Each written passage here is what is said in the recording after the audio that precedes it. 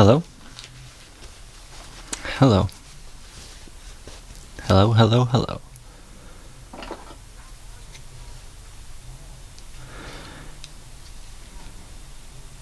Before you get too invested in this video, you better check the runtime because I suspect it's going to be very long and boring. To be frank, I don't expect anyone to ever watch this, but here it is. I'm going to be taking perhaps everything out of my rack and putting different things back in. I have a new rack that's much larger that I've built, but I don't have time to put everything in it right now because I need to make new power cables and so on, and I'm planning on taking my synthesizer on a little trip in a couple days, and I just don't have time to put together a whole new synthesizer. But there is some stuff that I want in here that isn't in here, and some stuff that's in here that I don't really feel needs to be in here. In particular, I have this big sequencer here that, well, some stuff is going to have to come out, I'm sure, as you can see. So, that's what I'm going to be doing.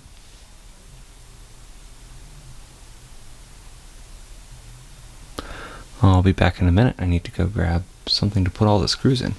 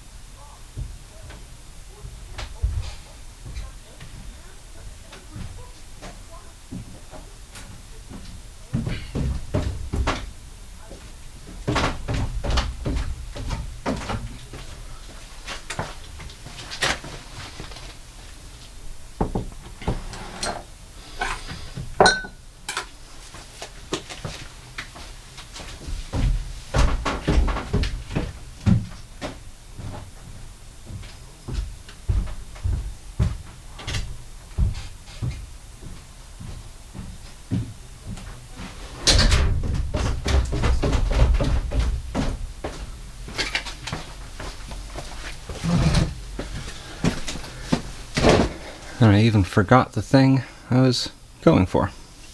But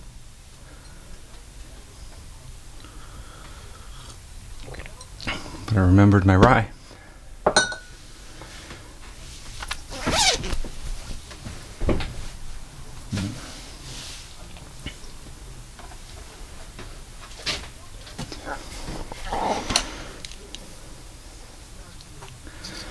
After a while, I decided to buy a nicer screwdriver.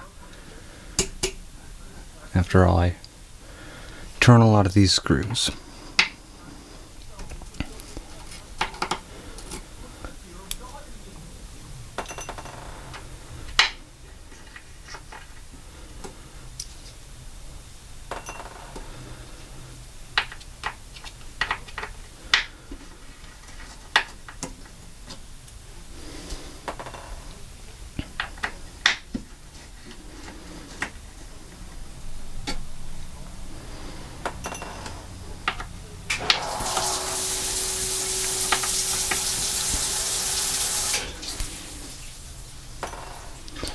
That would be my sump pump, keeping my basement dry, or somewhat dry. Keeping my basement from flooding, how about that?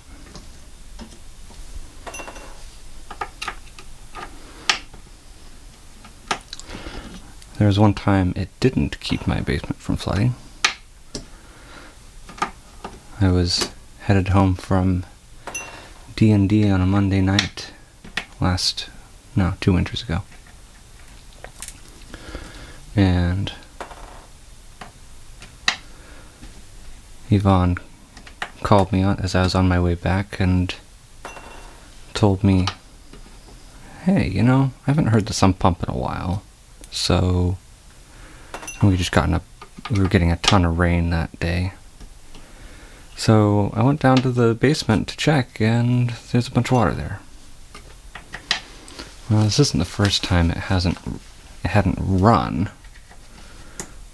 But usually I would just sort of bump the float with my foot and it would start running and clear everything. But this time it didn't turn on at all. And in the deep end of my basement, there was, 3 or 4 inches. Come on. And my basement floor is sloped. So on the shallow end, it hadn't reached the other wall yet on the uphill side. But no sump pump. It was a bit of an issue. So I called some company that removes water from places, and they said they'd be out. And at midnight they finally made it out, and they ran some vacuum hoses through the window and started sucking the water up. They were there for a couple hours, sucking all that water out. And they finally finished, and they set up a bunch of fans to dry stuff out. The good news is nothing of value was ruined.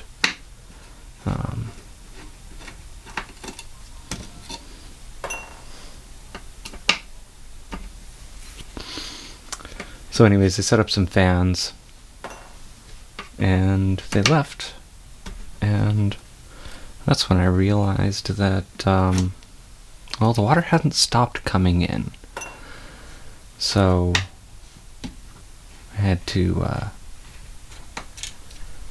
luckily I had a shop vac, and so I did a great job of sucking that water out of the sump. But then I had to carry the water up the stairs. I quickly learned that I should only fill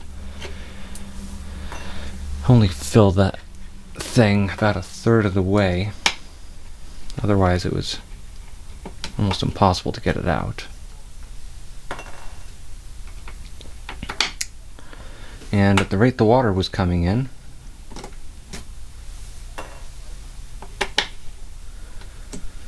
I eventually got it down pretty tight, and I only had to clear out the sump every 40 minutes, which means I would clear out the sump,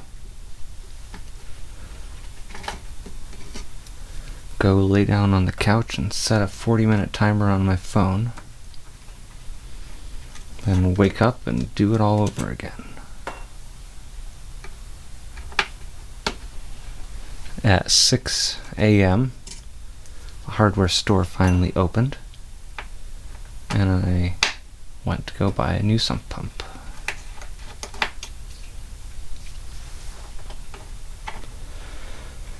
And when I got back from the hardware store, of course, I had to empty the sump again. And naturally, since I had never installed a sump pump before, and I hadn't slept more than 40 minutes contiguously all night, it took me 3 trips to the hardware store to get everything squared away. What happened? Oh, never mind. I'm getting confused. I thought there was something dried on my module, but no, it's actually just an LED sticking through. So naturally I took the day off work and slept until noon.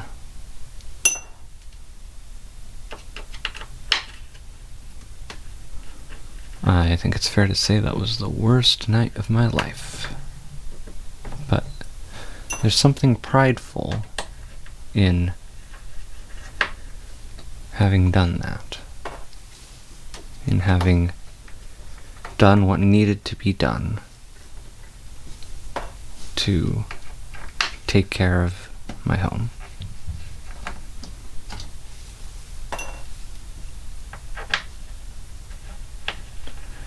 So now, first of all, the new sump pump is a fair bit quieter.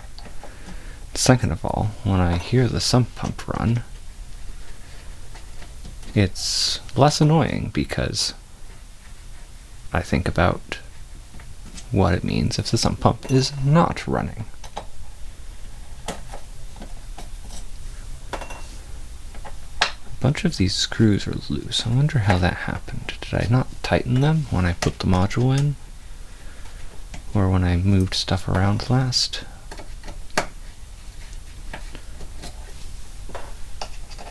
Or did it come loose some other way? This is a ball and 16th inch hex driver. It's only like $3 from McMaster. Well worth it.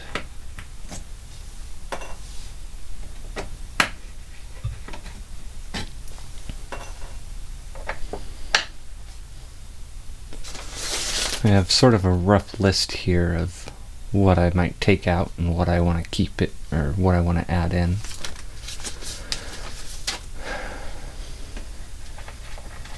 But I haven't done the math to see what's going to fit and what isn't. I'm just going to lay stuff out and see what fits.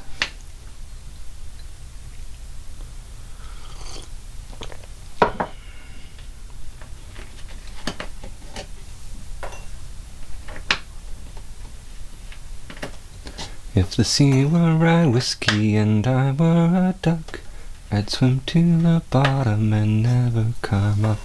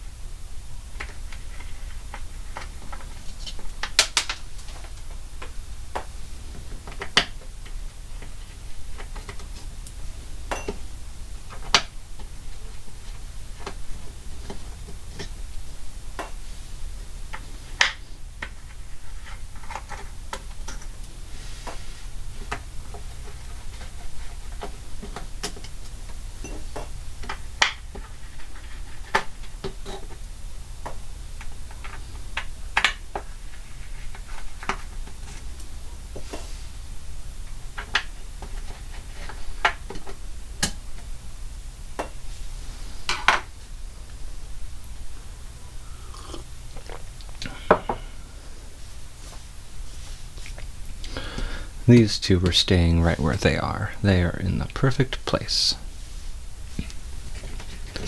So this is actually my new power supply.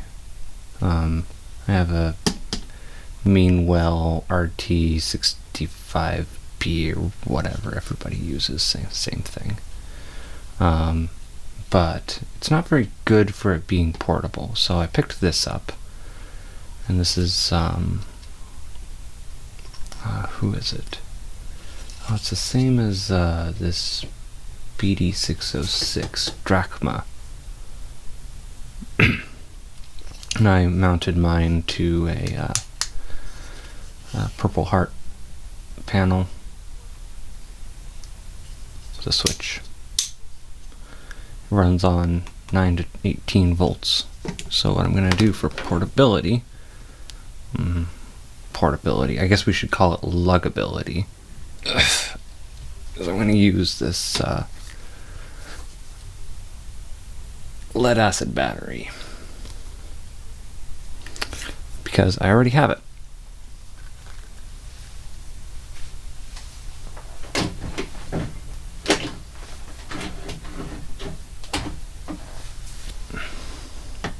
So this is staying in.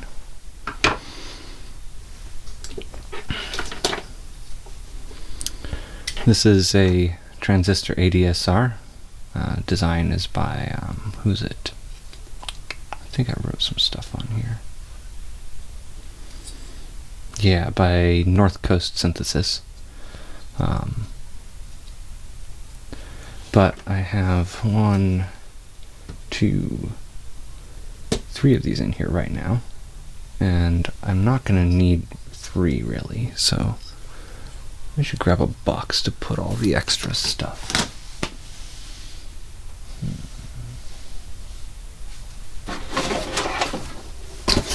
Here we go. Always lots of boxes around. That's for sure. I never throw them away. So I don't know if I'm going to keep 2 or just 1, but I'm definitely going to keep this one with the nicer knobs.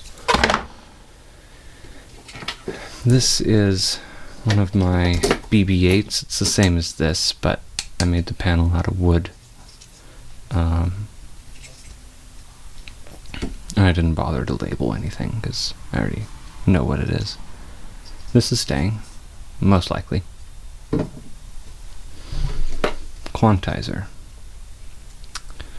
Still haven't done a final pass on this module, and it's been acting strange. The LEDs, like more than one LED has been lighting up. Not super happy with this, but hey. I need it if I'm going to play things in tune. Alright. One of 2 wavetables. This one has the test waveform that goes through sine to triangle to sawtooth to square wave to pulse. And this is not as important, so I think I'm gonna take that one out. This is a diode ladder filter designed by Moritz Klein, and I already have several other. I like it. It sounds good, but I already have several other modules, filters. I have this filter, which is I believe it's a state variable filter. I have this one over here, and the main reason I'm taking this out is just because it's like twice the size as this other filter. I don't really need 3 filters, especially since I also have this low pass gate over here. Mixer. This is one of my new modules, and this is staying in.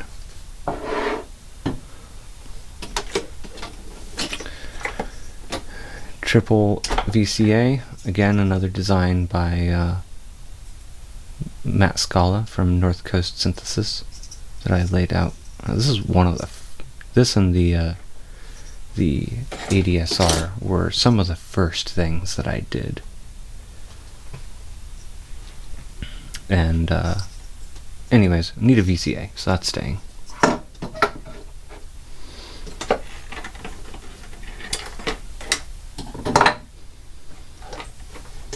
LFO.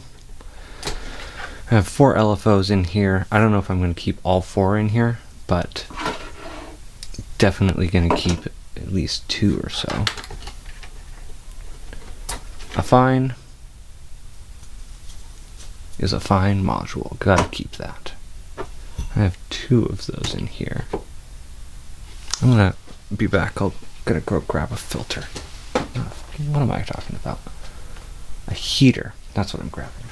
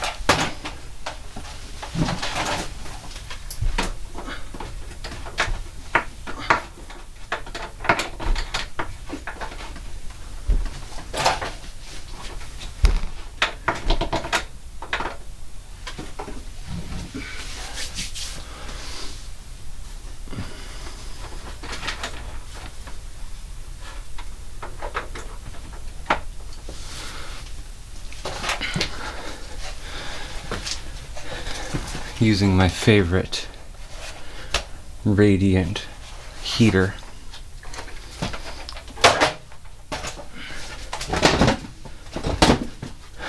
Nice and silent. That's something I definitely value. And that's the chest freezer, if you can hear that. Keeping stuff cold. Mix. Got 3 in here. These are useful. They just add stuff. I don't know how many I'll keep in here, but at least 1. Ocean noise. Love it, but just takes a little too much room for what I'm doing. And besides, I'm going to where there's water, so what do I need a module for? Mixer. I always keep this right here so I can go straight to the output module. Gotta keep it. Trig. This is a triple gate trigger plus manual. I want to keep it in here. If I'm real short on space, I'll drop it, but we'll see. BB-8. I'd like that to stay. And never feel like I have enough sequencers. AI synthesis. AI001 VCO. It works. That's super valuable. So, that's staying.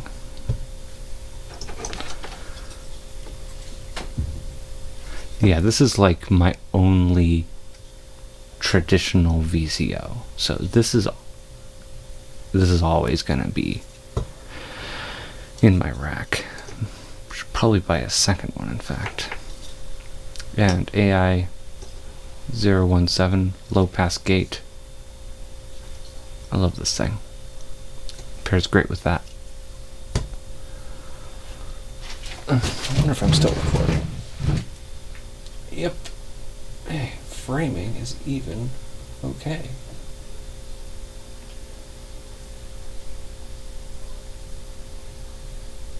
Anyways.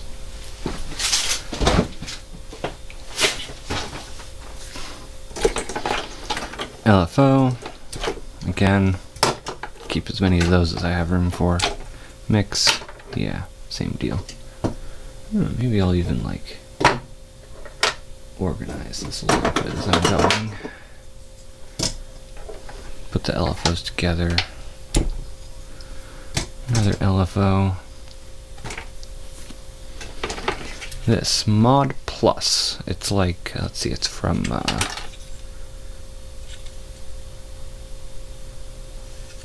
who makes this?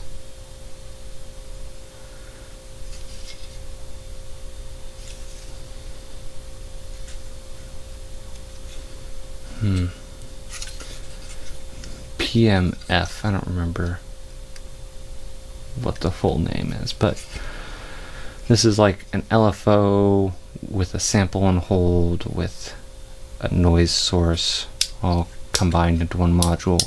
It's handy, but I'm not sure I'm gonna keep it in for the moment. I'll put it here and think about it. We'll see how much room I have after I put the non-negotiables in. This though, same company, PMF, whoever. I mean, I don't think they're actually a company. It's just a person. But this is most definitely staying because it is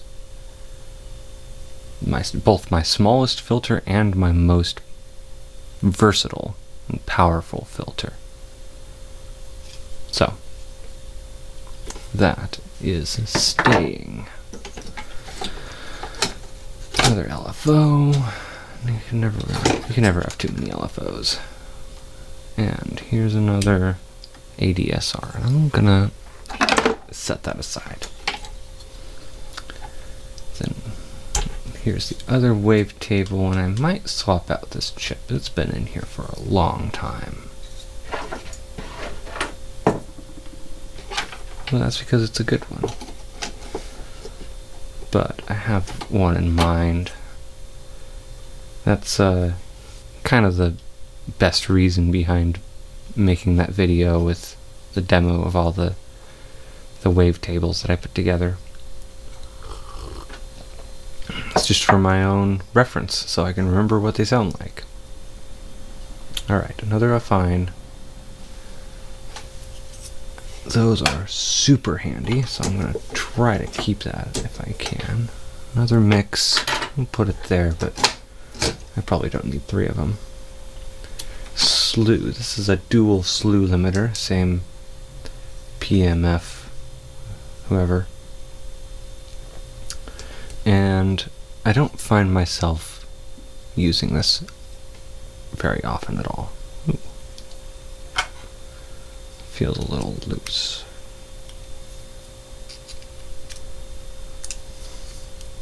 Tighten up the set screws on the knob there. Yeah, there we go. I wonder if the other one's from this company are loose. Oh, that one's a little loose. Let's fix that. So I'm not going to put that in for now. Triple splashback. This is a design by Look Mum No Computer. It's a triple delay. I'm not really a fan of this.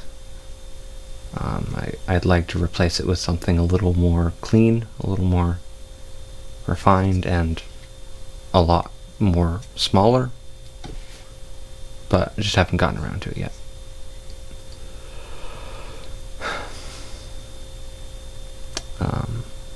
And I'm not going to need it for where I'm going because I haven't talked about this, but the plan is to go out to an old an old battery. Anyways, I'm going somewhere that is echoey. So, I guess I don't particularly... I'm going somewhere that is echoey specifically for the echo. So I guess I don't particularly need a delay. And this AI synthesis VCF is a solid enough VCF. I already have one filter, the state variable filter, plus the low pass gate, so this is certainly negotiable.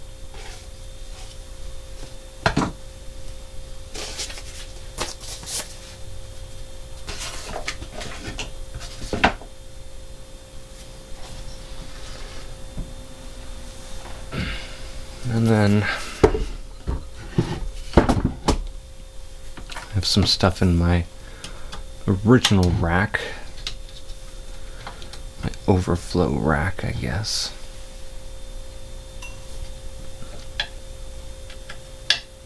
Sort of made a percussion centered rack here, so I got a sequencer, 3 rompels, this BD606 from Drachma, and a mixer, so just so that I can mix it all together before it leaves the rack, so I can cut down on the wires. But I don't want to bring 2 racks with me, especially since they weren't on the same power supply. Let's see if we can... I had to get a little creative to get all this to fit. It was just barely not fitting. So I forced it. I even trimmed the edge off the front panel of the mixer. There is, what, an extra, I don't know, 2/10 of an inch there, and I took a utility knife to it to try to make it fit, and there was just not quite enough slack to make it really fit. And I don't know if you can see it, but this rompel is all cattywampus.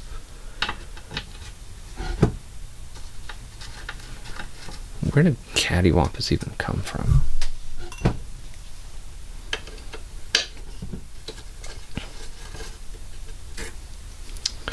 And this BD606, I don't know why, but I'm not terribly happy with the way it sounds. It sounds great on the samples, so I don't know what it is that it just doesn't have that deep punchiness when I listen to it on my system, so I don't know what's going on. And usually I don't use it. Usually I make my kick drum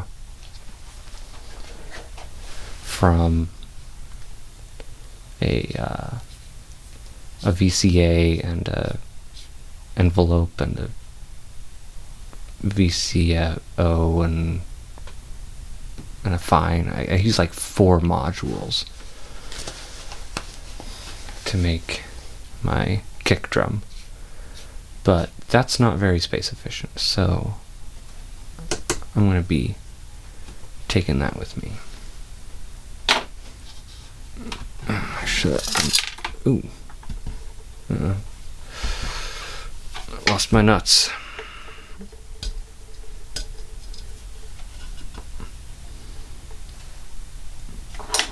Gotta get these out of here.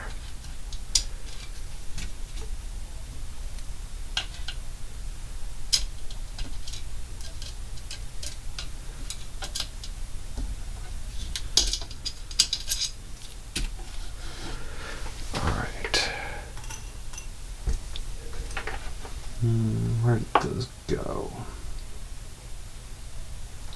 I'll just have to shake this thing out. Anyways.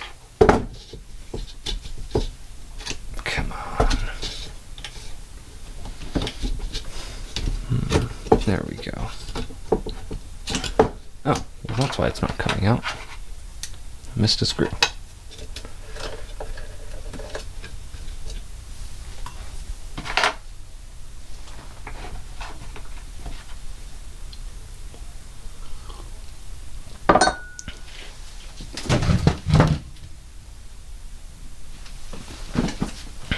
Well, it's only been half an hour. Whew.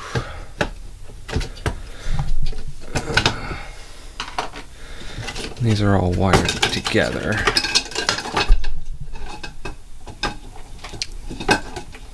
Ooh. I was trying to pull that out the wrong way. Put a right angle.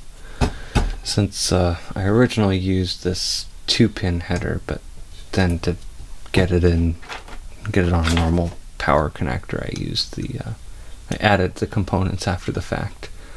A bit of a bodge there, and I added the a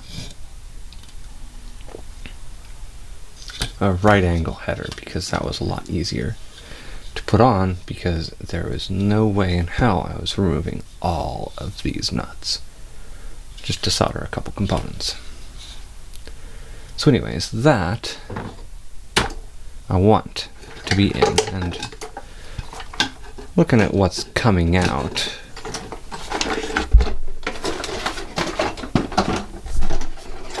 you know, there ought to be room. But I also want to put 1 or 2 rompels in. Let's see, so the symbol, I'm not happy with this symbol. I need to change it, but I don't need a symbol all that much. The snare, gotta have a snare. And let's see, mix. I'm not going to need that many mixes. And the BD606, that is going in. Let's get this thing out of the way. Oh, shit. There goes some more of my nuts.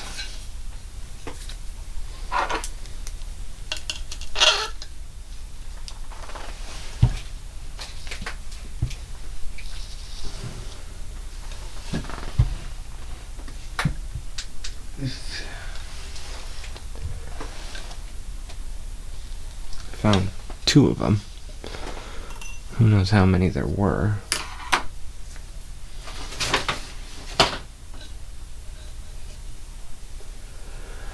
And who can say if I'll ever find them again.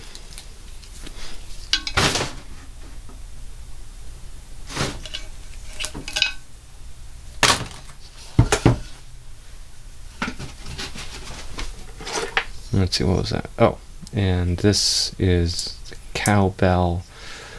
I can go without that, but there was another one I wanted to put in here.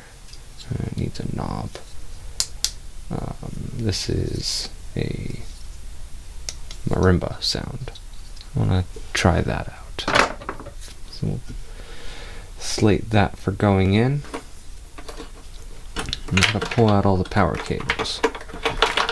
The good news is that it's putting in this thing and taking out several smaller things. I shouldn't be short on power cables or whatnot. Shouldn't be short on watts either. My new smaller power supply is a fair fewer amps, but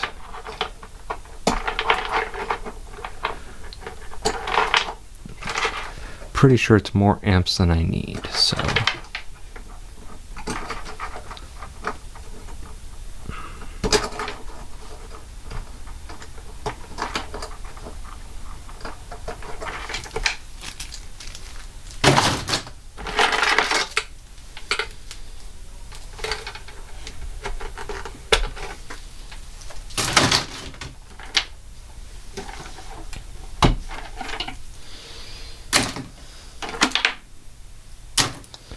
I'll be leaving the original power supply in here. Trying to decide whether to disconnect it or not.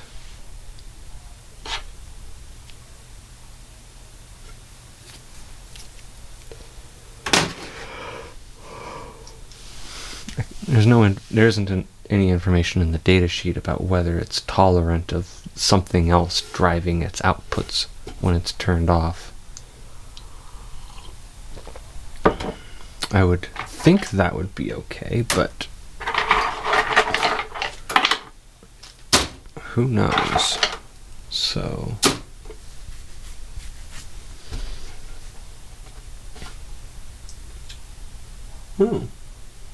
looks like a spider got in here at some point. It's a little cobwebs. Okay. Let's see if we can find one of those nuts. Fuck! I'm an idiot. God, and these things aren't cheap either.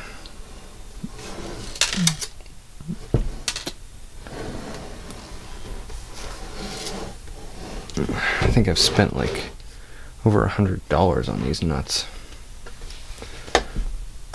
Alright. I do have extras, but I do not want to lose them.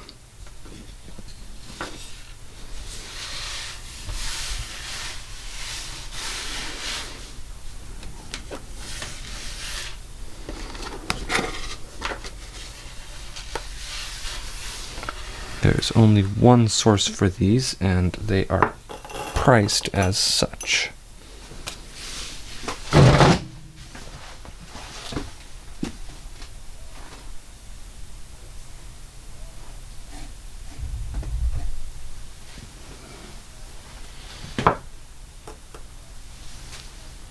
That's 3, 4,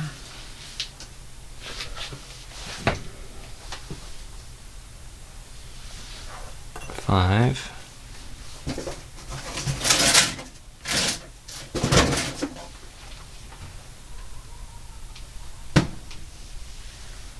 6,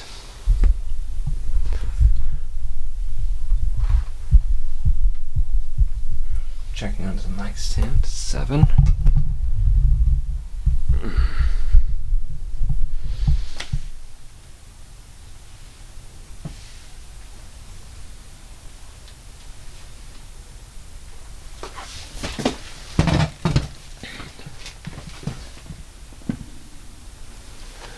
8 and 9 behind the chair, although those may have come from the previous spill.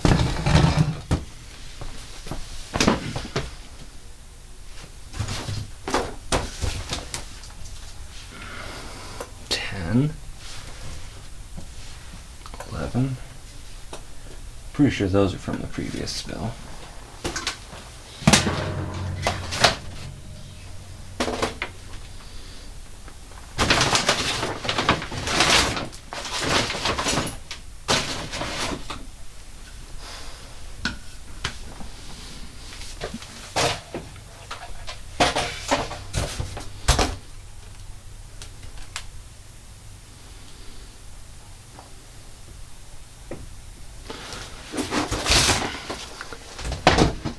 'Alright, that's what I can find for now.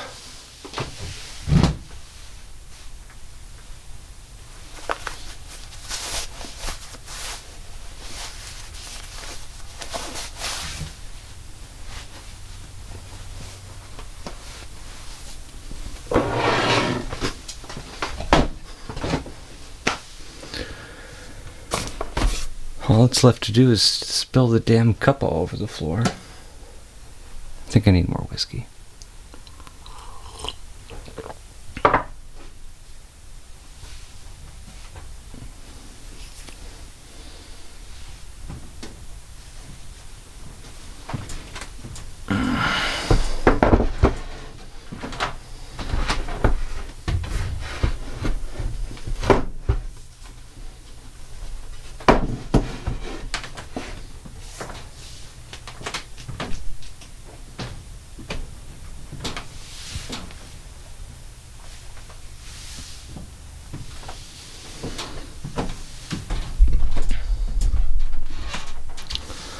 Alright.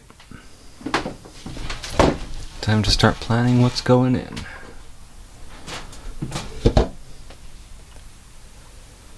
Okay, first things first, power supply. I'm going to put that down here.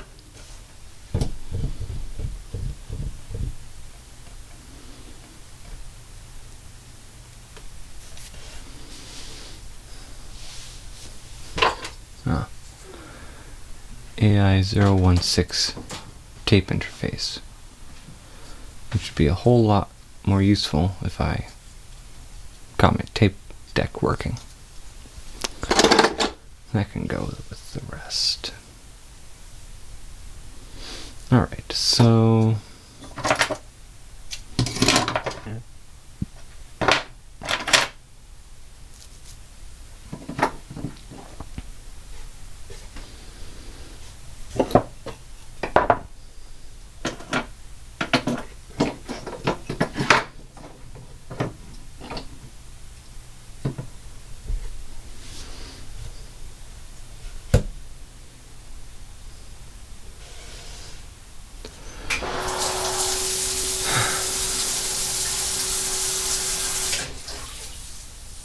good work, sump pump.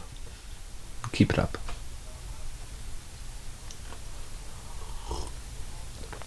I'm gonna need more whiskey soon. Okay, so the sequencer is kind of the main event.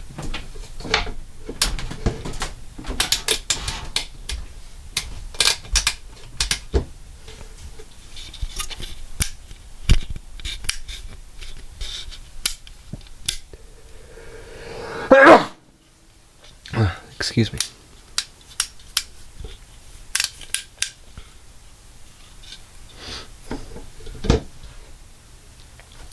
And the jacks are on the left, so it makes sense that it would go to the right of whatever it's being connected to. But it doesn't make sense for it to go all the way to, actually, that's a nice place for it, maybe. The only thing that's connecting to the output module is the mixer. And then we can have some other stuff here. So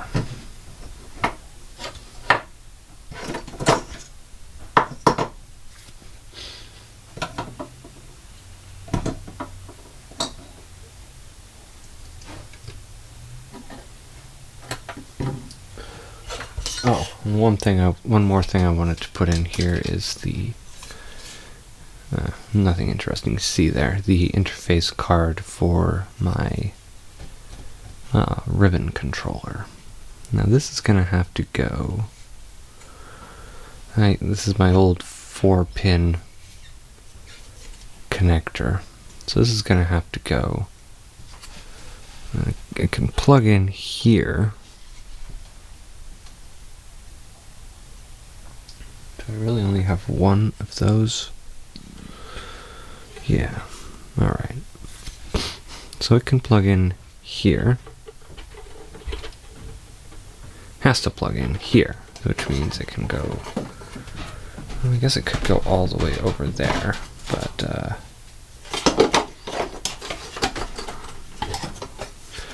over here is less of a stretch, and it's kind of nice to have the purple hearts next to each other.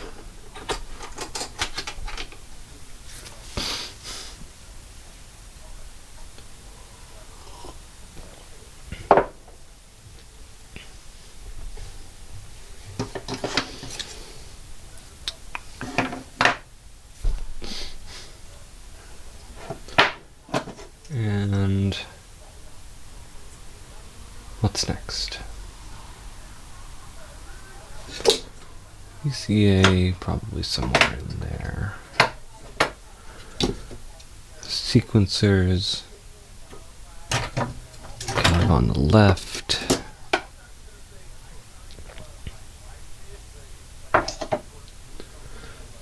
Maybe I'll throw together some drum related stuff.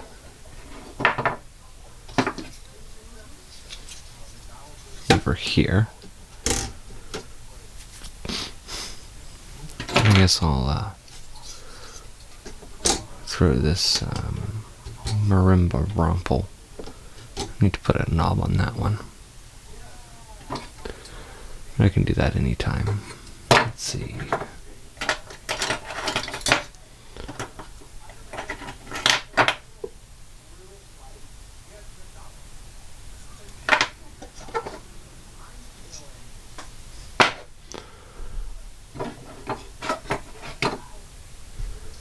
Quantizer. Gee, this thing is real hefty with all these switches. That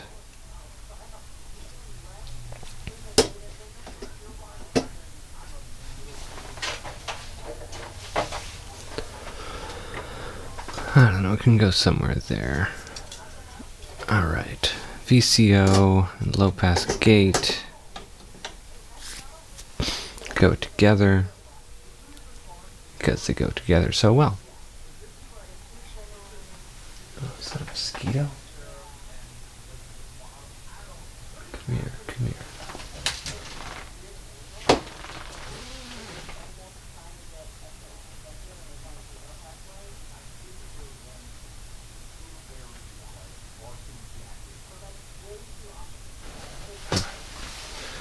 It flew away. I think there's a mosquito in here. Didn't know mosquitoes existed during the winter.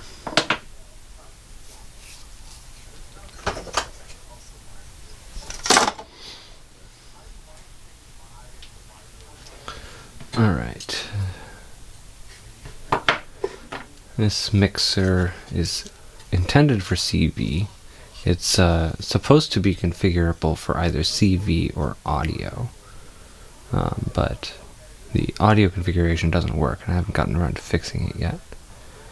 CV configuration doesn't work right either, but it at least works enough. The LEDs don't work right because I made stupid mistakes with the circuit, assuming that things that simulated correctly would work correctly without really thinking about them.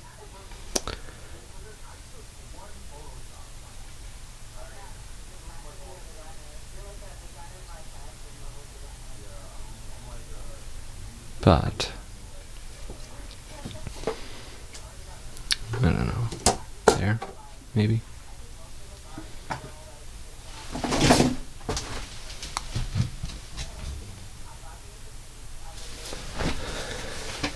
Still recording. Good. I have no idea how long this thing will record for. Cleared a bit of space on my phone before I started recording. But it's not so easy to check on that. Alright, what do I want next? Alright, this is a VCF that I definitely want. Maybe I'll pair that with the wavetable.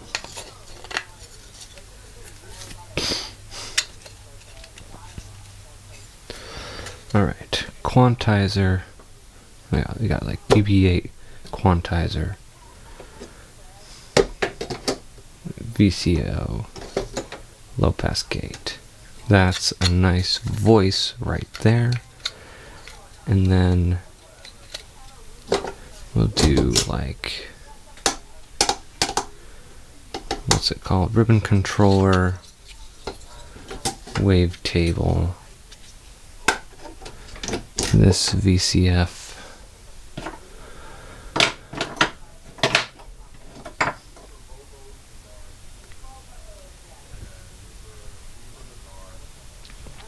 And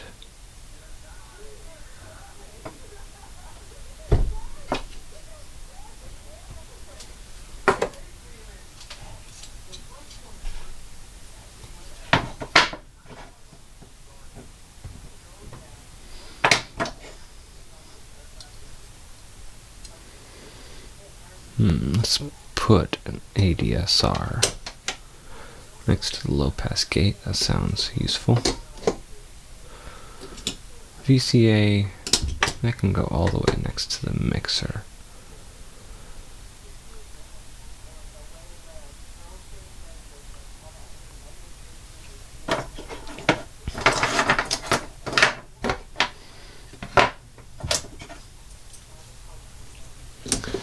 Let's just see how much room I would have if I put everything in. Not paying any attention to where it's going. Just to find out if I have a surplus or a deficit.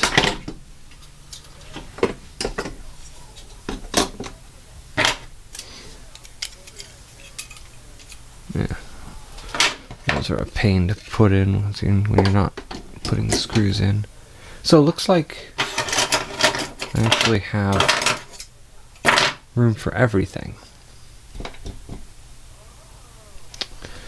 And probably don't need 3 of these mix modules, so maybe something else can go in.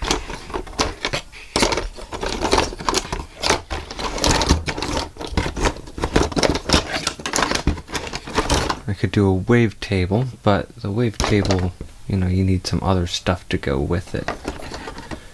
And now a rumple is very,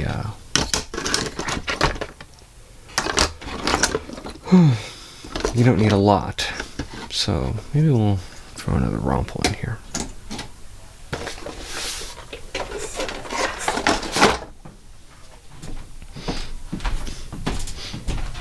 And if we piled in these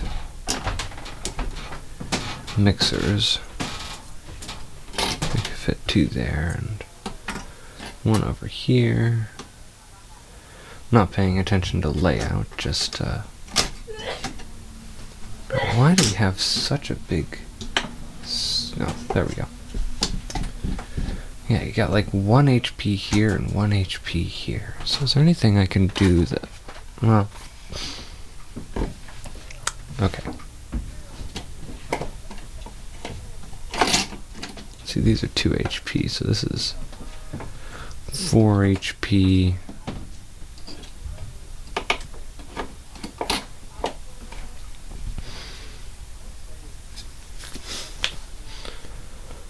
All right.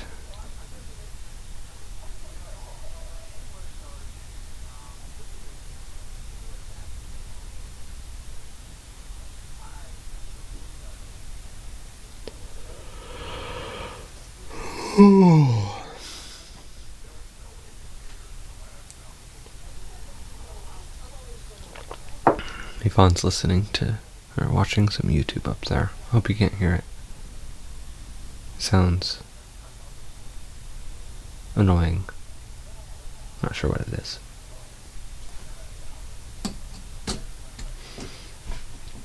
All right.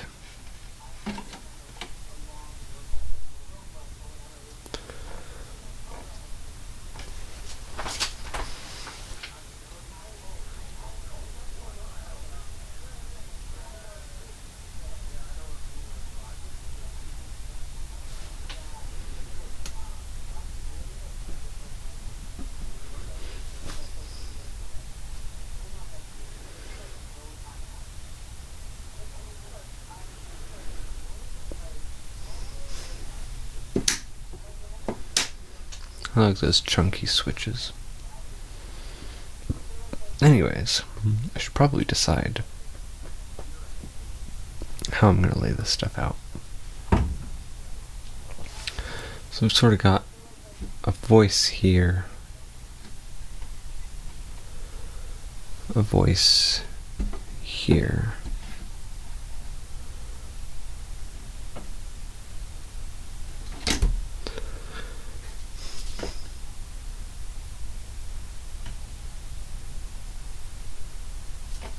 Got some drums here. I don't think I want 3 of these in here. Maybe I have room for another ADSR now. Did I only have one of these? There we go. That fits, right?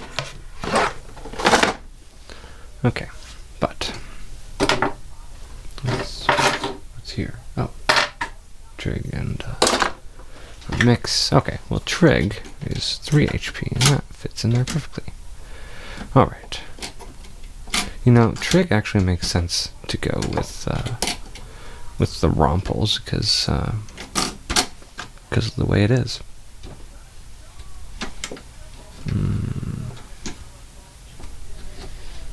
What's going on here?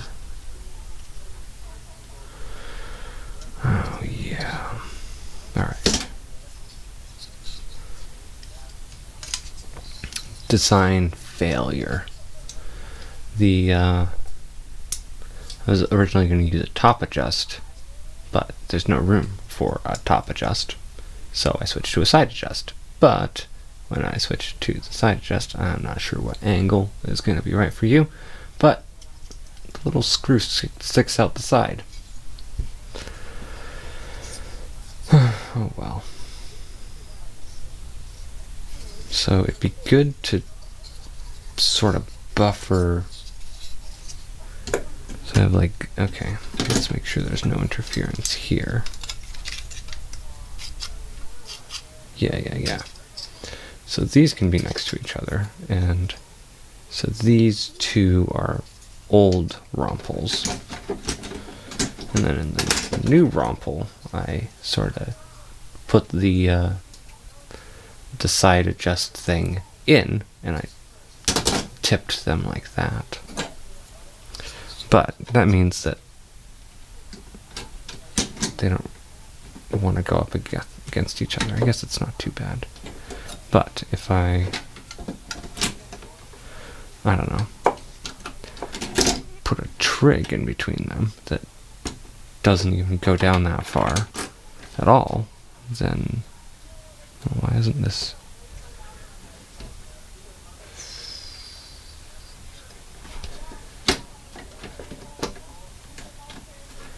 All right. What's going on here?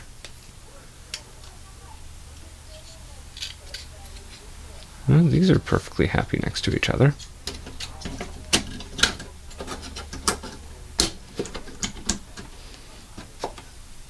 But why are they not happy now?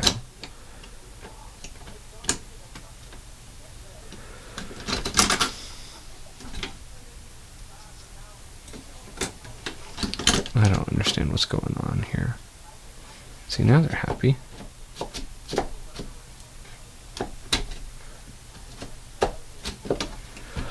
Alright, so it'd actually be good to have the mix here, next to the romples and so on.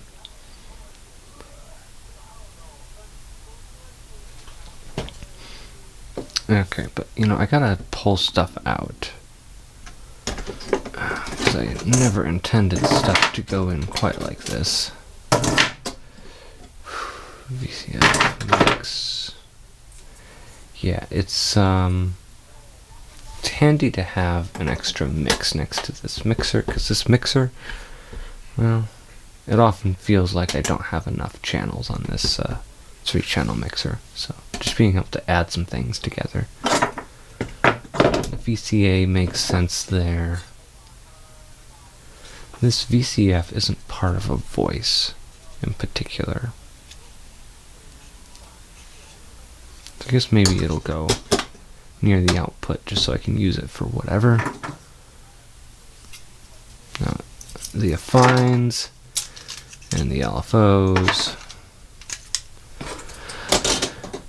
In my previous layout, I interspersed the affines and LFOs and stuff, but I always had like a hard time finding them. So I'm thinking instead,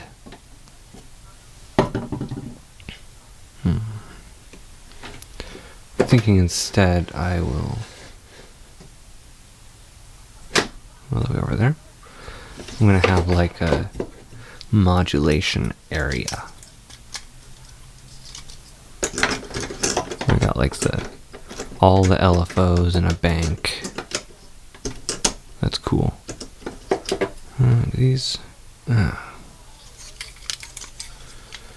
that's annoying. They don't quite fit together. Oh well. I got a little slack anyways, I think. And we'll put the affines right next to them. Maybe I will put this mixer between them to visually separate. Now, where the hell was I going to put this? Because I don't need it. Alright. That looks like a layout.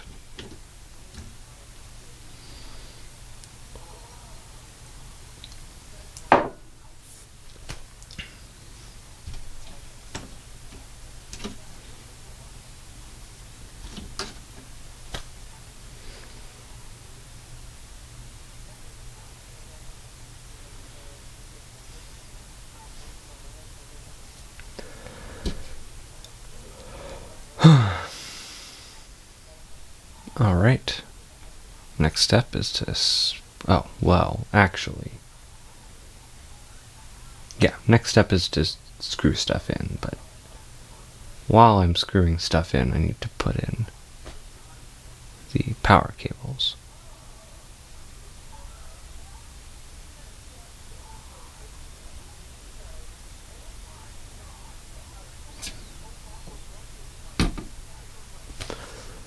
I think this calls for more whiskey.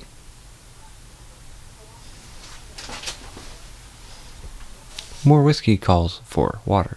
Hydrate or dihydrate.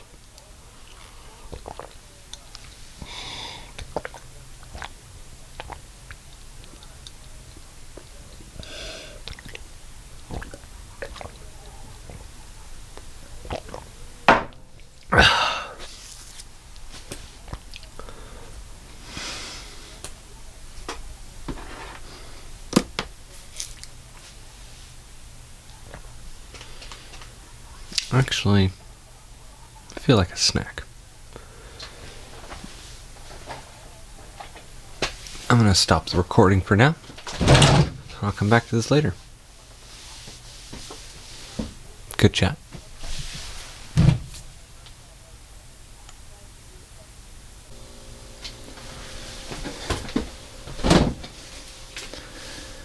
The day is now several days later.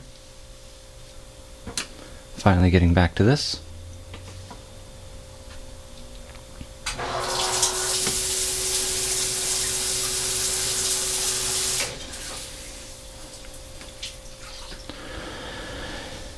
And now comes the puzzle of doing all the power chords.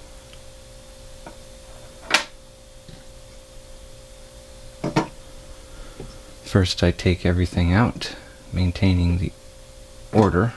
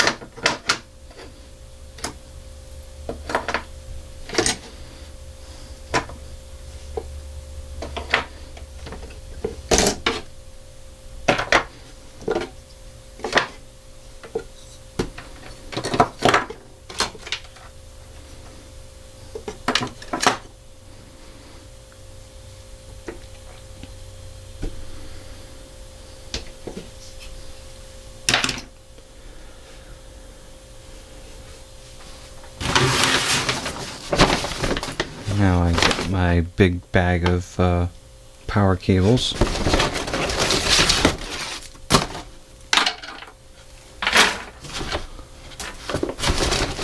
Hopefully I won't need more, but I usually do.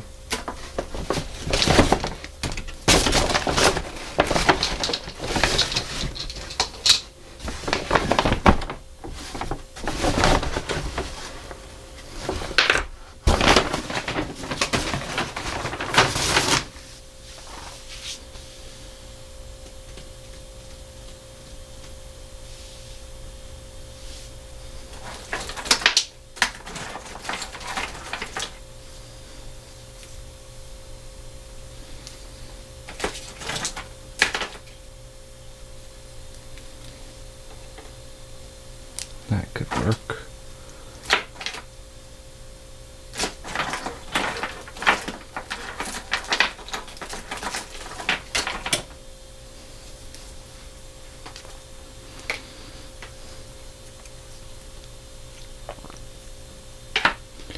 I have few qualms about having modules share power. I don't have anything that's using enough power, I hope, to cause any significant drop on the power rails. So then it's just a question of noise between modules.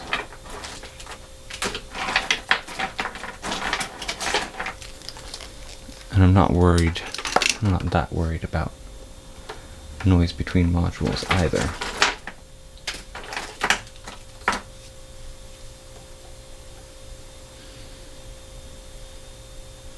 Yeah, this seems a little more appropriate. Although, when else am I going to use one this long? Actually, that would be great for down here.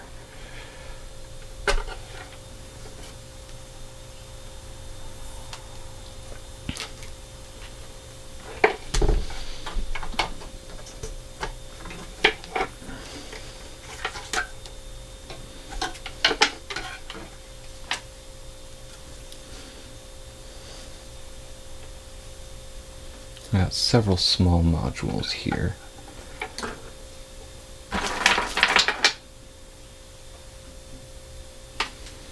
Wonder if this one will.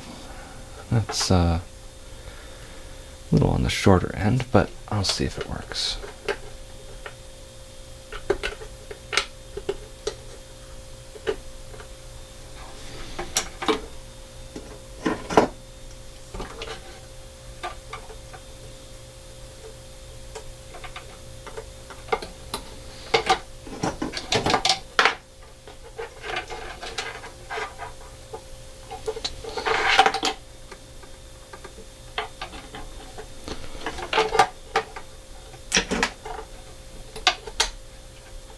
That's not ideal. They want to go in opposite directions, but I guess I'll just do the two modules on here.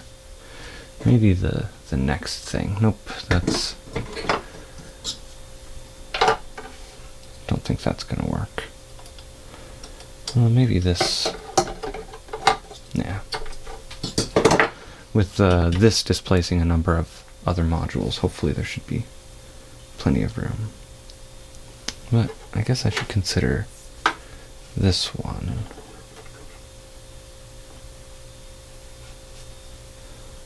Yeah. I don't think I need to be optimal here. Now comes the question of whether I should disconnect my old power supply.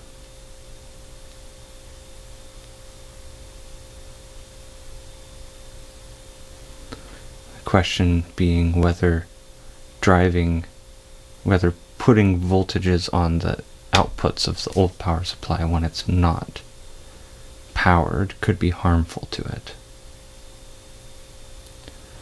My gut says no, but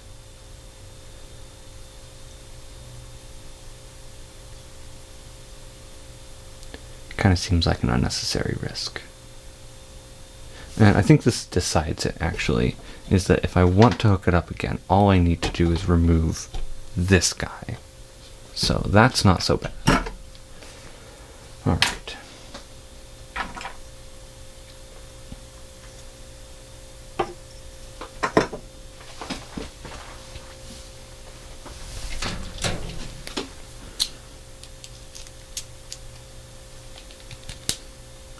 I guess...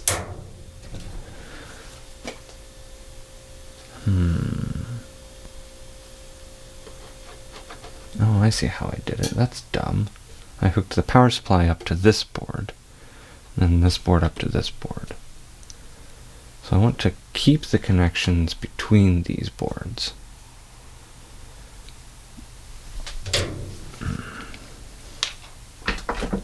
But disconnect the other one.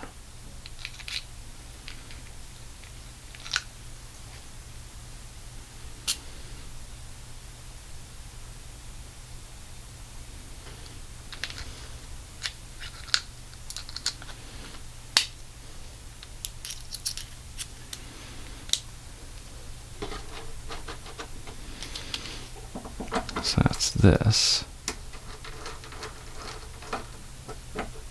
I didn't leave enough room on the mounting holes on this power distribution board for really absolutely no good reason. I could have made it wider, and I just didn't. That was dumb. But as a consequence, couldn't really use the holes to mount it, and so instead I just used some foam double stick adhesive.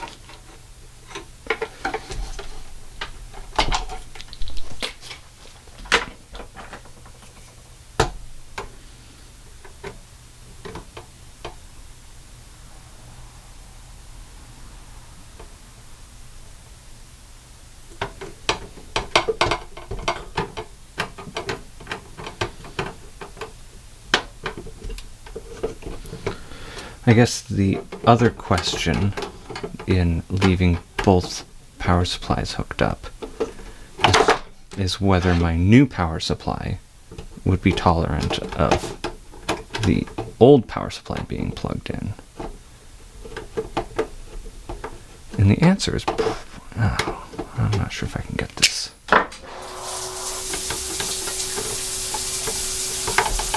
There we go. And at least the power supplies are both Meanwell devices at their core.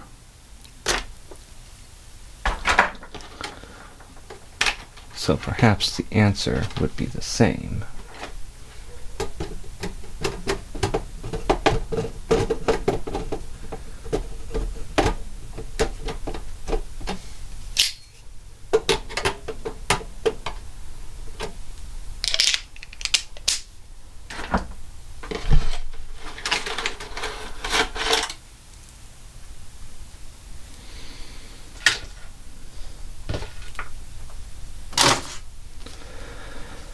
All right, old power supply disconnected.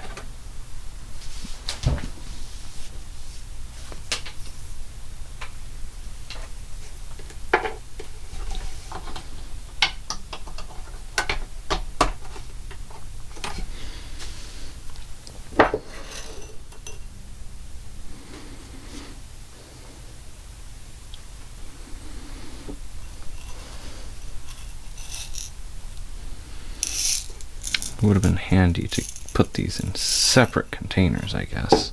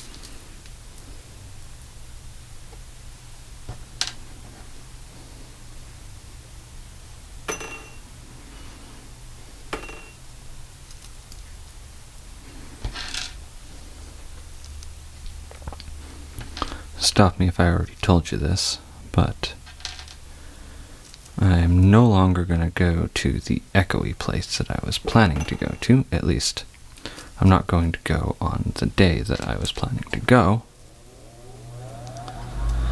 There's the furnace. I guess this is inevitable. Because it's going to be below freezing all day there. And I am not going to want to haul a bunch of synths and recording equipment out there and sit in a dark, dank, cold cave, essentially, and fiddle with the synthesizer. No matter how many layers I put on. So, I'll go back there another time. What am I doing? I'm mixing up which thing is going where.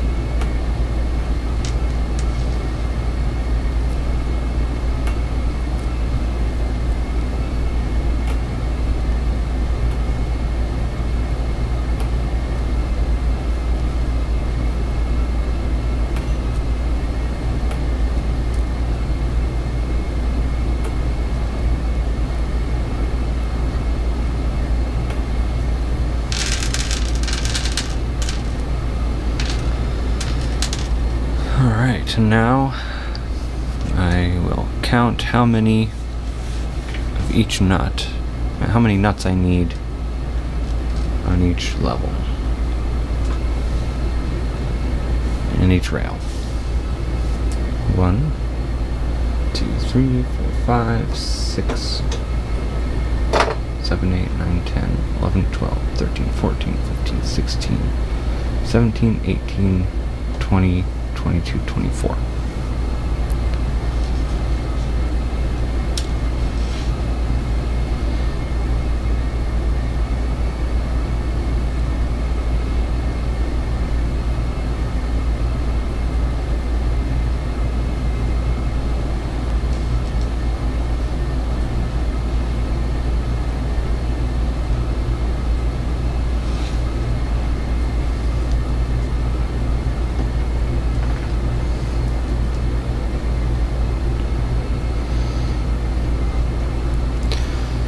The next time I build a rack, which hopefully won't be too soon, I am going to very much consider the more traditional type of rail that has nut strips, because this is a bit of a pain. And I think when I originally decided that these were going to be cheaper by a substantial margin, I might not have been considering the price of the nuts.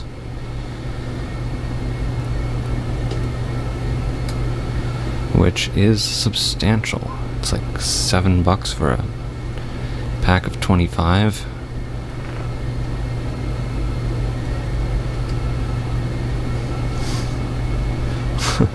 Which, considering there's 25 nuts here and here, that's like $14 worth of nuts just for the top half.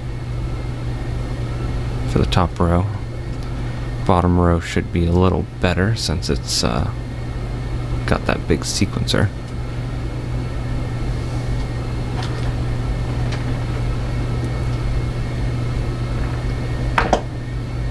Where did my good screwdriver go?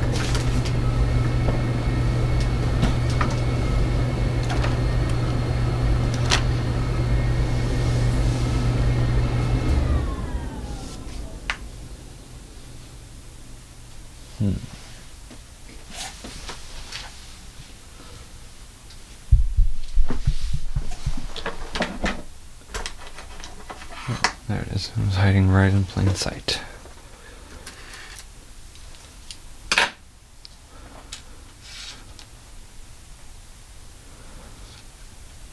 $10.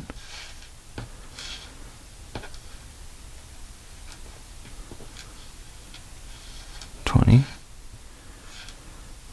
24.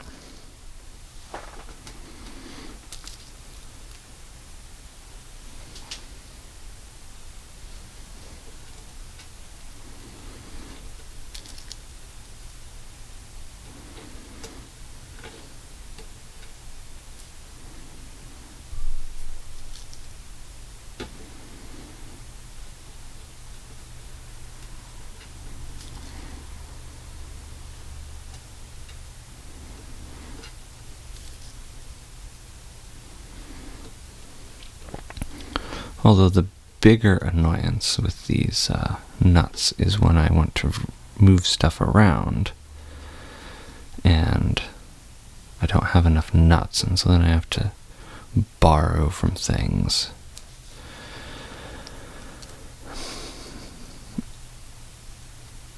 And there's all sorts of annoyances with getting the nuts in the right place for when I'm trying to put the screw in.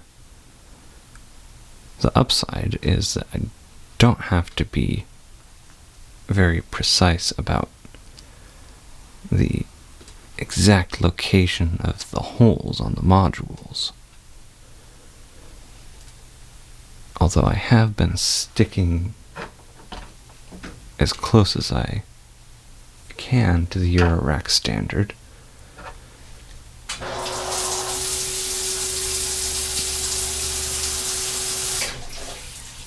Well, who knows if I actually am, because these haven't been in a rack with a nut strip. 1, 2, 3, 4, 5, 6, 7, 8, 9, 10, 12, 14, 15.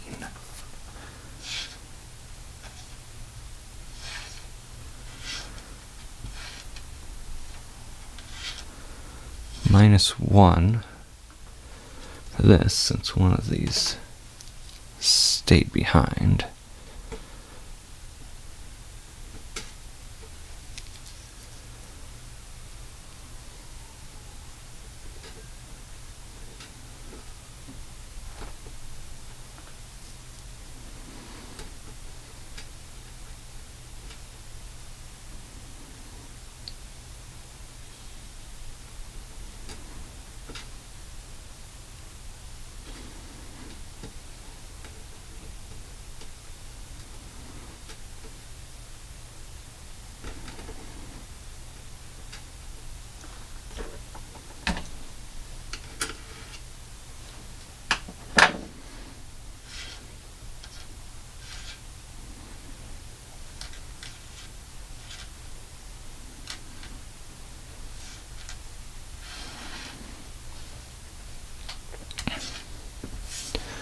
And I don't even need to take the rest of the nuts out of that glass, I guess.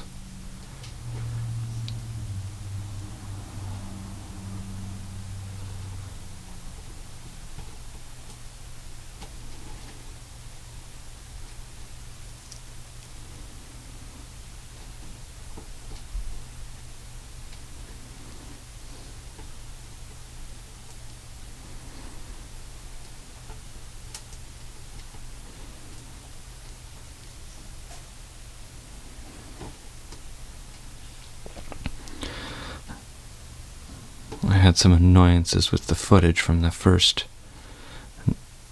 evening of this, because Google Photos decided it was going to upload these 4 GB video files, which is fine, except that every time it does upload a bunch of video files, it tells me I'm out of space. And I'm not paying for more storage from Google because I'm already paying for more storage from Dropbox. So I actually want to back this stuff up on Dropbox. But Dropbox doesn't upload it automatically for some reason.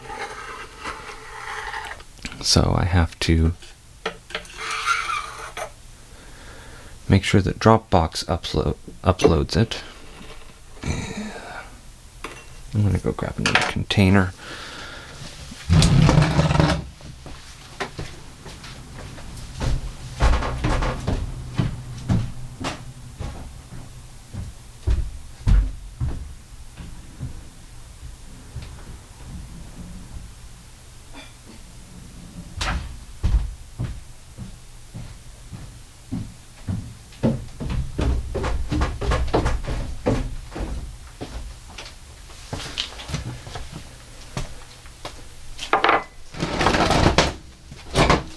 So I have to make sure Dropbox uploads it, then delete it from Google. And it doesn't seem that there's any way to delete it from Google without deleting it from my phone, which I want to do anyways, but just to free up the space. And I haven't been able to find a way to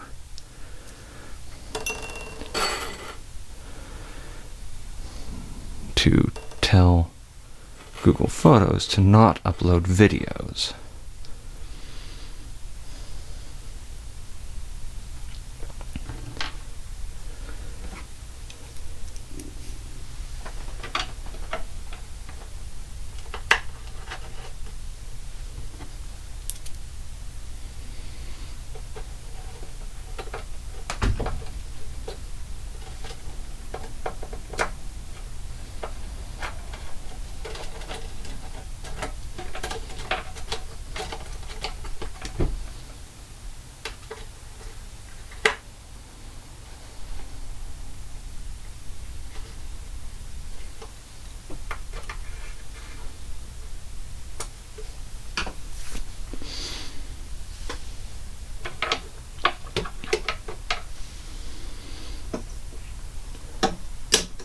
So we have that, and these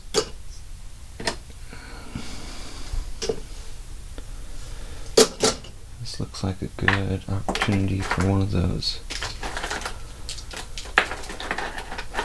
long boys. Whatever I did with it. Oh, here it is.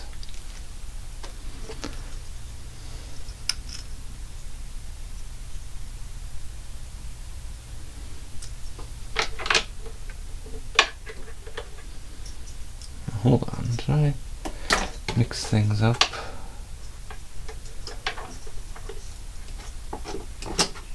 Hey, there we go.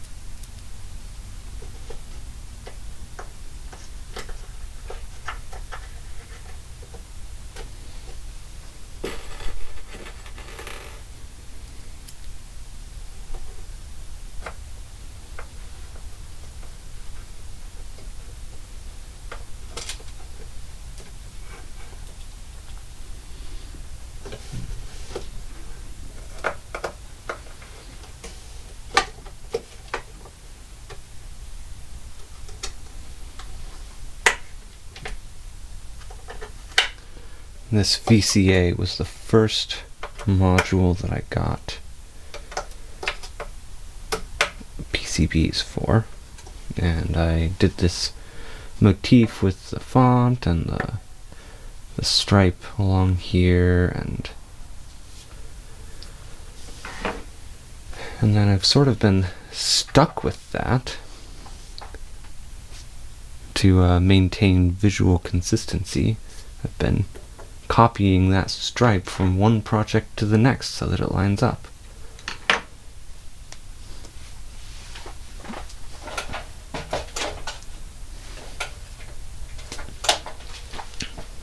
I didn't line it up to any particular dimension. I just sort of put it there where it looked right, and now that's where it goes. Alright, let's see what we have next. We have, over time I have learned that at least for daisy chaining, which I guess nobody else does really, it's nice to have the power connectors going this way so that you can have them connect one to the next without contorting the cable. And also I try to keep them oriented in the same direction too, so that the cable doesn't have to make like a 180-degree turn somewhere and then another one. But anyways, like this could be long enough.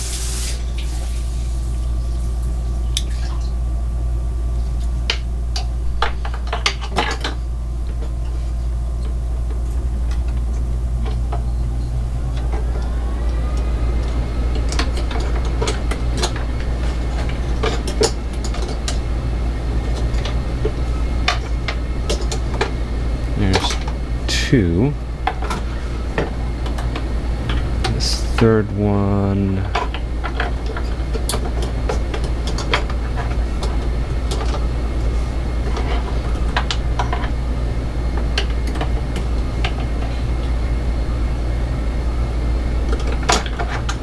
think is not gonna work.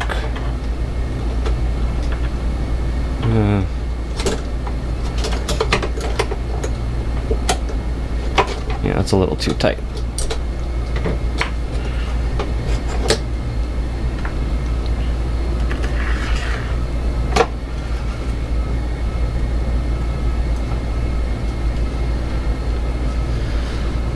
We didn't get any furnace noises last time because it was the evening and the furnace had been turned down. But now it is the afternoon. And although the furnace isn't keeping me warm at all in the basement, I'm not the only one in the house.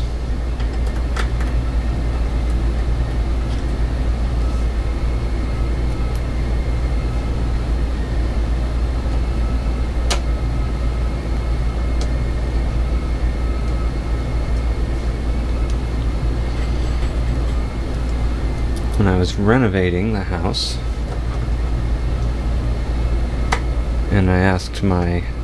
and getting the new furnace, and I asked my contractor about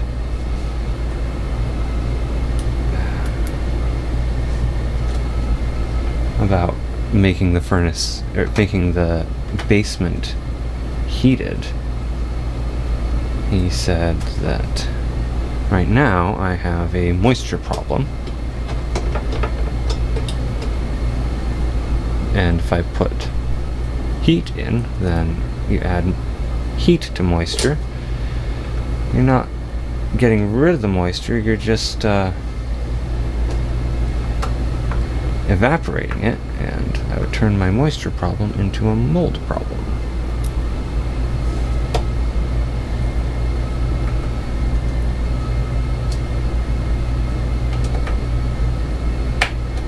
So, the basement remains cold.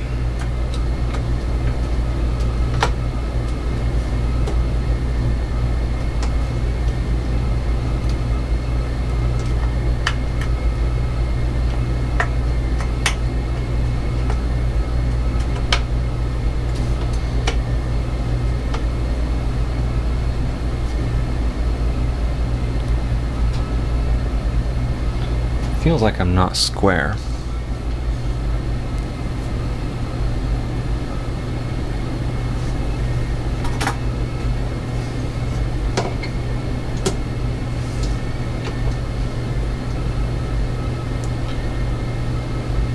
Yeah, looks pretty square.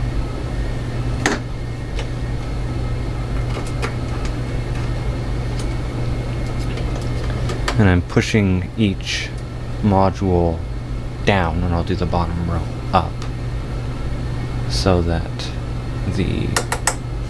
well, at least for my modules, the stripes will line up.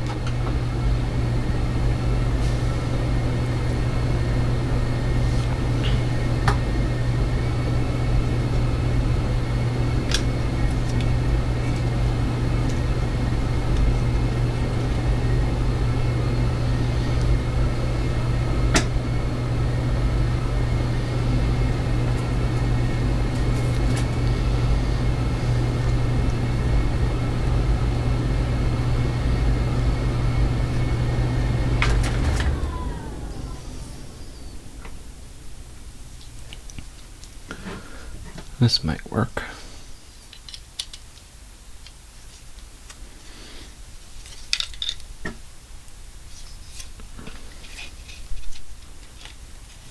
No. That one's no good.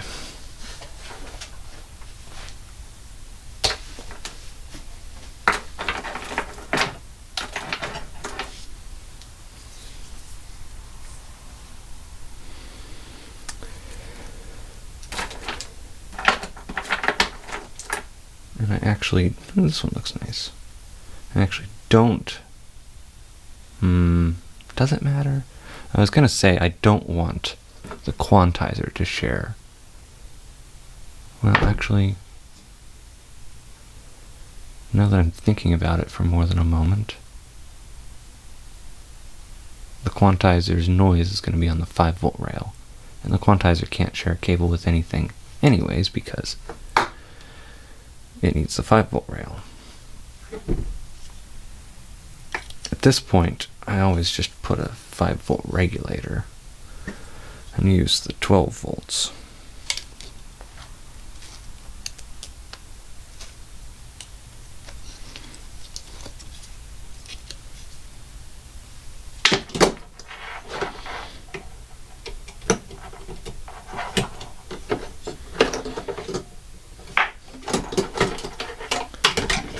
That's a good cable for it.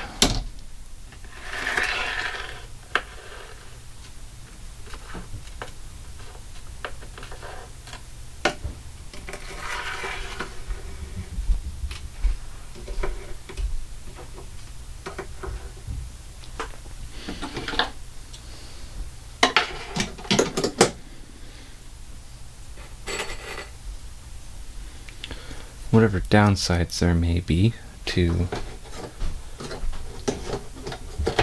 these square nuts in the rail, or I guess to putting together a rack in general, it is fairly meditative.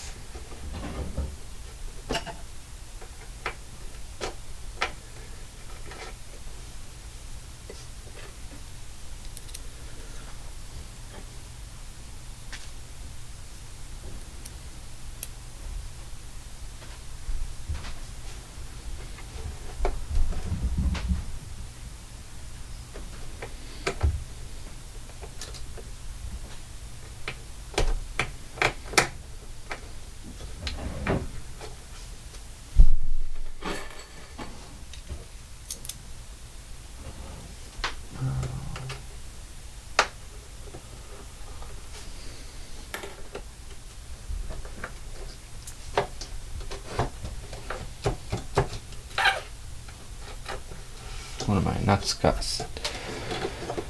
slid over a little too far. I would have figured it out at the end, when I needed one more nut for the last module.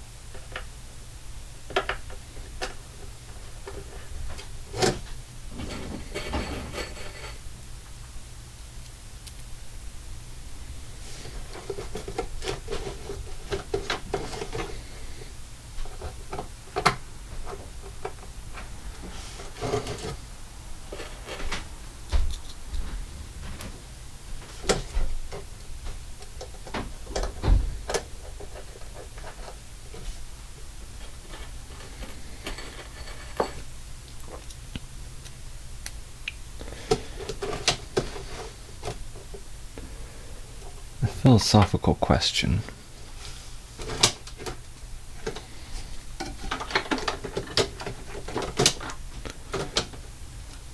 How much? So,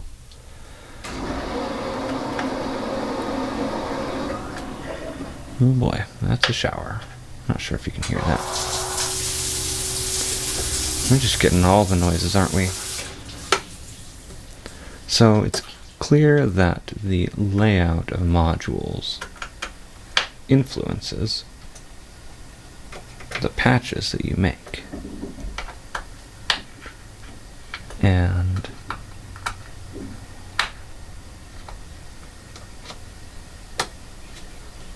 the way that you patch together modules influences the layout.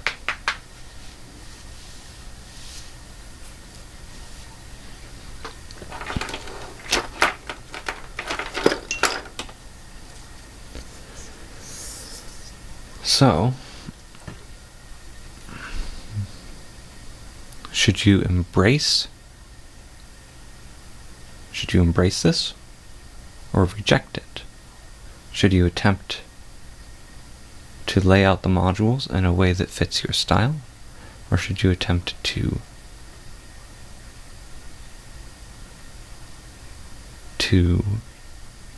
allow your style to vary, encourage your style to vary by rearranging the modules? Let's see.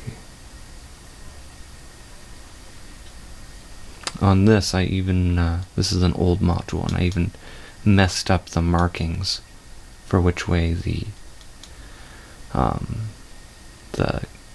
key should go on the connector.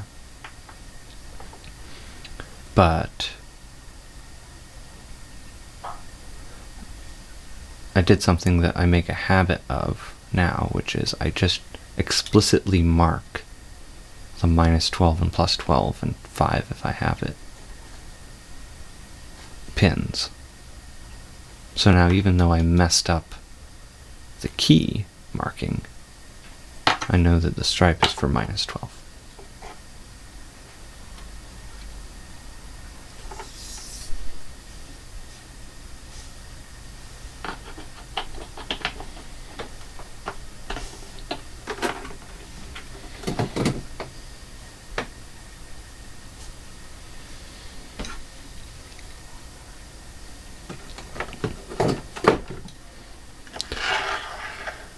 Although, honestly, I just copy-paste the power section from one project to the next.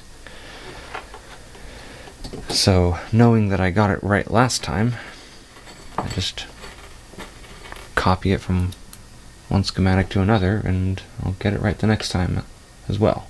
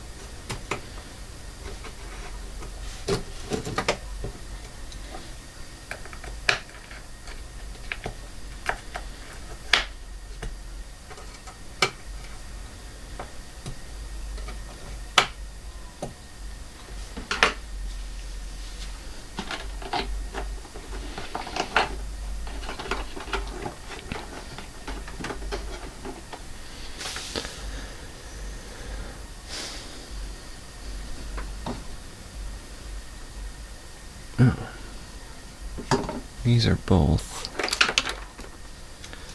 So I guess with I could have done both. The BB-8s also use the 16-pin connector.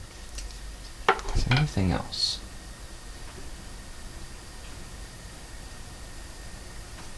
I don't think so. So I could have done probably Quantizer on both BB-8s, all in one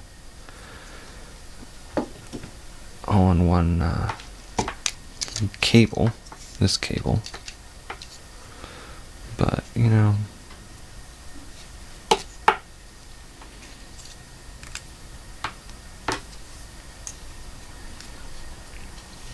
this way is fine.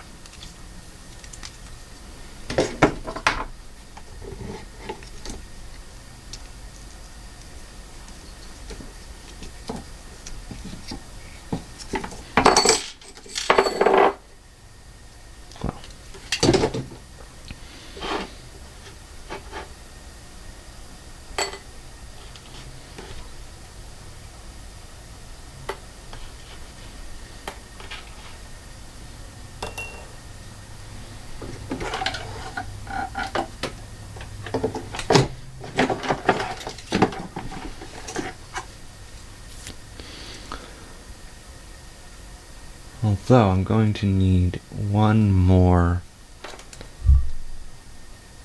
12-pin cable, or 16-pin cable, to connect the power supply to the power distribution board. So maybe I have one more, you know. This doesn't need to be perfect.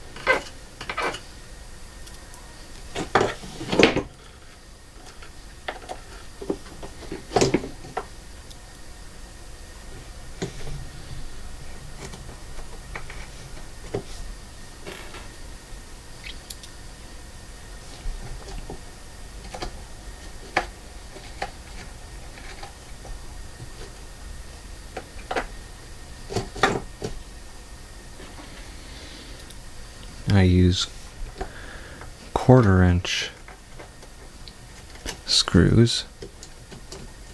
Come on. I use 1/4-inch screws for the PCB panels,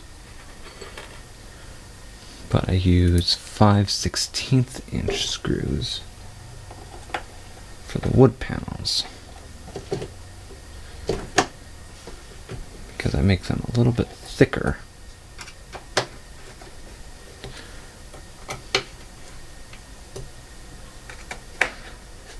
For strength. If you can see there. Gee, almost twice as thick.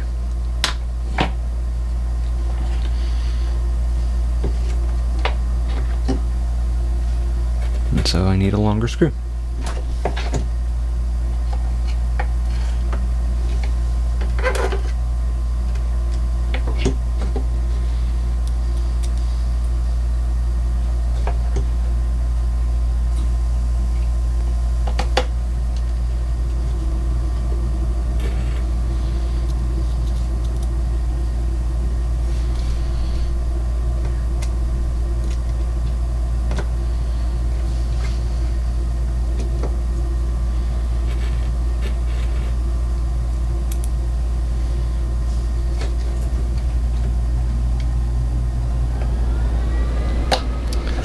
And these slightly different thicknesses between the panels doesn't bother me one bit, and that is the only side effect.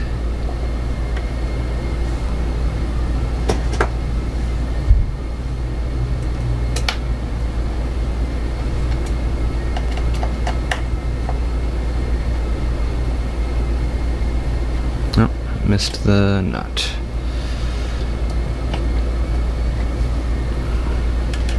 see if I can get it in the right place. There it is.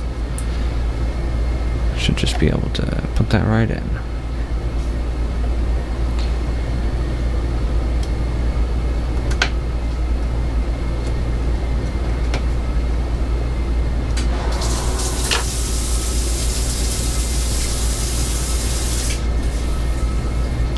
Don't know what kind of wood this is. Came in a box of scraps. Alright, so now you can see here that these two are the same direction. That one I did differently. Oh, and that's before I started putting them all in the same direction. Oh well.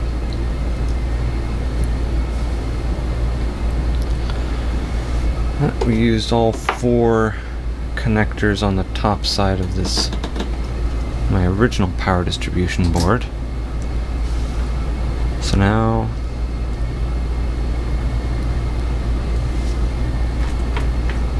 but we're making great progress in terms of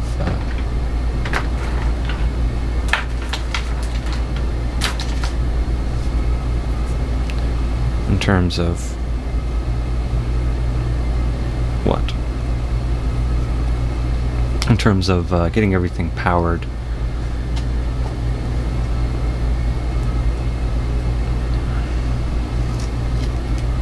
With the power connectors that I have. So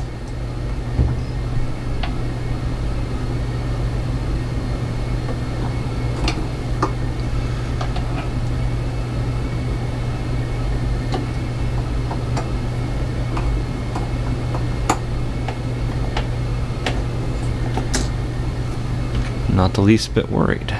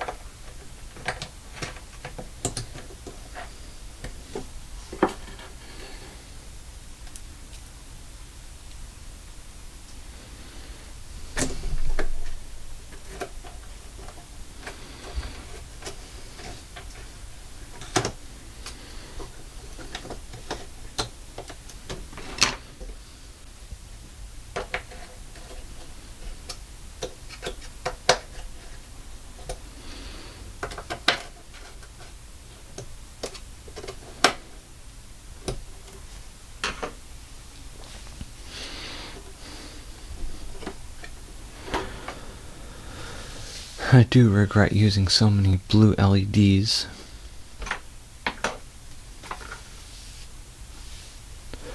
They end up being just too damn bright. Alright, now this is a one-off.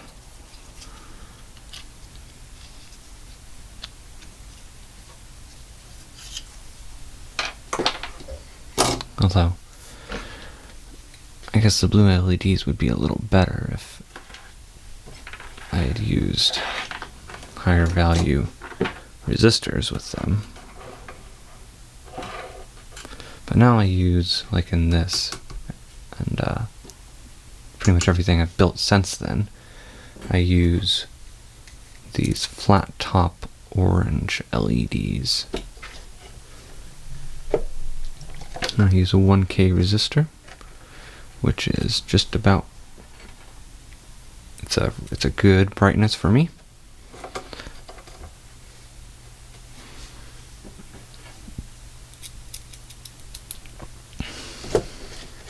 it's easy to remember.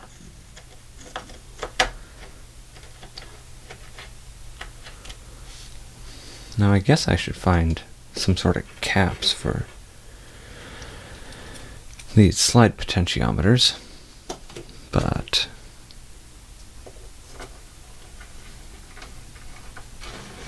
might have to 3D print them. I was going to get them printed on my buddy's resin printer, but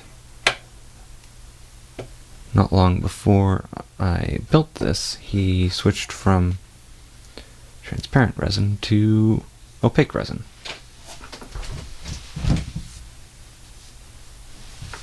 So that's no good for what I wanted. Okay. Now,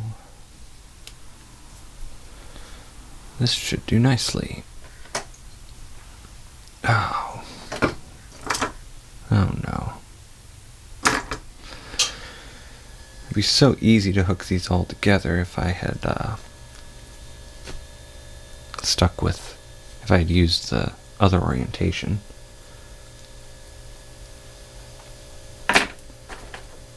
But I didn't. This looks like I should be able to do them all. Enough space between connectors.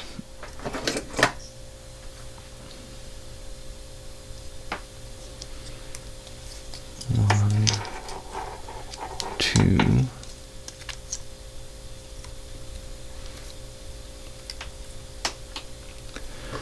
Question is, will I be able to reach the power distribution board?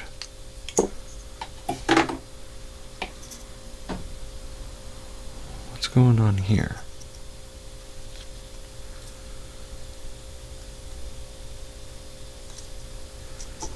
Alright, I guess. How am I getting confused by this? It needs to go that way. Oh. That was odd. That one, the loop is a little tight. I'm just gonna, I wanted to alternate these.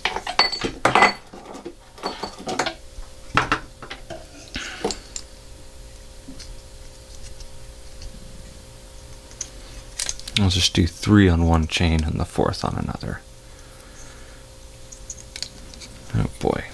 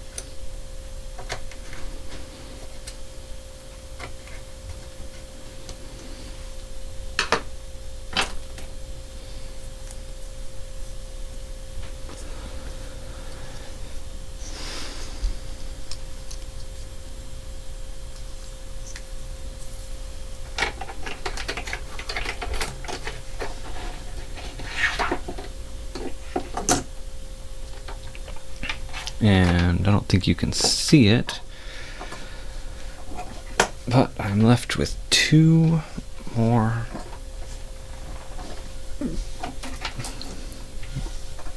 power jacks on the top row. Oh, come on.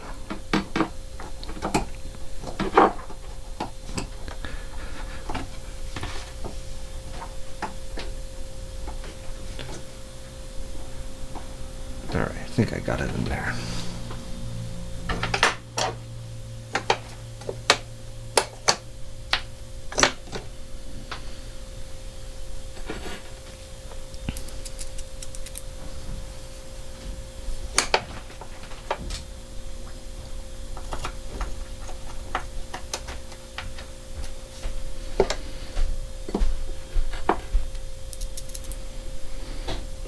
It almost looks like I have an extra 2 HP here.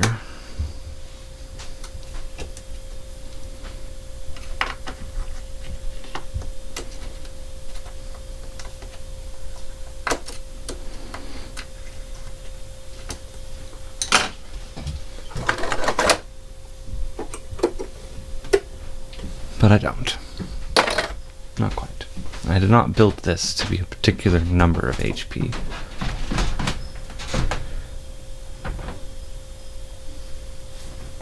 Anyways, this is a good opportunity for a break. 1 row down.